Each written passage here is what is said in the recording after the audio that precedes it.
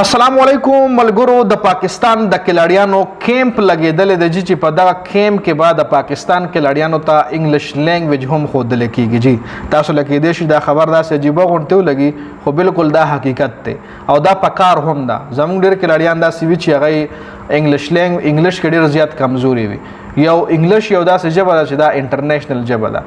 دا هر ځای کې ویل کېږي، په دې باندې ټریډ کېږي، په دې باندې مطلب انټرنیشنل میډیا ټول انګلیش استعمالوي. او بیا یو کلاړي په پروفیشنلیزم باندې به هم په دې کیمپ کې د کلاړي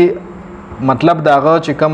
ماحول وي هغه چینج کول. لکه غټ مثال به تاسو له زه د احسان الله درکم. د دغه احسان الله که صحیح طریقې سره د لا باقاعده سیشنز اغشتل شوي وو ورته ویلو چې یو ار پروفیشنل کرکټر ورته به دا چیب حرکتونه نه کوي، ته به داسې هر چا سره مطلب فری کېږي نه، دا ټیک ټاک وغیره دا میډیا نه به ځان لرې ساتي، ته یو سټار یې، ته به داسې خپل ویلیو چې کوم دی په چا باندې نه خرابې. لکه دا نه چې ته به یو سټار له ته غرور ښیې چې ته غرور کوه، تکبر کوه په چا باندې لیک مکوه اور چا سره ملاویږم او چې ملاویږي تندې ول نه جي. خو یو سټار یو سلیبریټي هغه دغه ژوند پیژندل، هغه خپل پروفیشن پیژندل، هغه له پکاري چې هغه خپل پروفیشن او پیژني. دغه احسان الله لکه باقاعده د پاکستان کرکټ بورډ د طرف د سره کلاسز اغشتل شي، نو دغه احسان الله بنن دغه رنگینو ابروز می ویډیو کته چې یو غانا باندې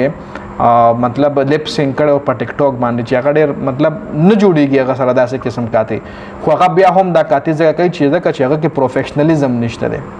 هغه یو پروفیشنل کلاړي ځان ثابت نه کو دنیا ته. اور په دې وجه باندې تاسو دغه ویډیوز چې کلم تاسو لمخې لراشي داسې ټیک ټاک وغیرہ او تاسو دغه کمنټ وګورئ چې خلکو ولله څه ویلي وي،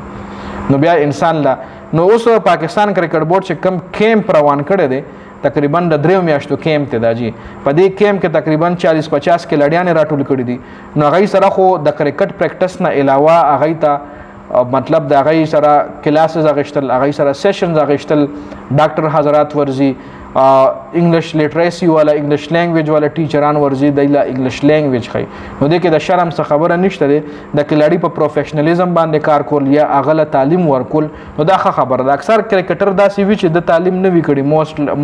موستلی، خو ډیر داسې وی چې باقاعده ډیګریان لکه ایم ایس دونی سره بیچلر ډیګری ده، دغه رنګ اشوین سره هم بیچلر ډیګری و، ویرات کوهلی بی ای کړی د ما خیال سوار لسم چې ولا ویل کېږي داسې. نو د موږ نه پاکستان کې لړیان تاسو ګورئ،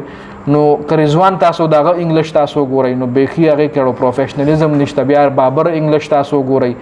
دینه علاوه سلمان علی هغه صرف شان مسعود چې کوم هغه لک فلوئنټ زکه هغه تعلیمي یافته دی، ما خیال هغه سب بزنس مینجمنت کړی دی شان مسعود. نو ډیر کلاړیان داسې وی چې د تعلیم نه د کرکټ په وجه باندې پاتې ځکه کرکټ ځان له یو فل ټایم جاب دی، دله به ته فل ټایم ورکې دا نه چې ته سهار کالج ته ځې او بیا ټیوشن لځې او هغې نه پس ته بیا کرکټ کې. نو چې څوک کرکټ کوي نو هغې نه بیا تعلیم پاتې وي، او چې څوک تعلیم کوي نو هغې نه بیا دغه لوبې پاتې وي. خیر دا اپډیټ شو د ویډیو کتلو زیاته مننه، والسلام.